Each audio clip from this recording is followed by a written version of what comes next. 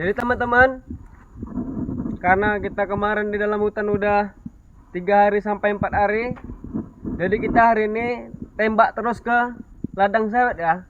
Kita nembak langsung nembus ke ladang sawit, pohon-pohon sawit. Jadi teman-teman, buat teman-teman kali ini katanya yang request pengen nyari ular, kita akan tes bongkar sarang ular yang ada di tanah ya. Jadi apabila kita berjumpa ular di channel ini, mungkin itulah yang kita mainin saat di channel ini ya. Karena di channel ini tidak ada setting maupun membawa bawaan tambahan di atas pertolongan ini ya. Simak terus video selanjutnya. Jangan lupa like, komen, dan subscribe di kolom komentar teman-teman.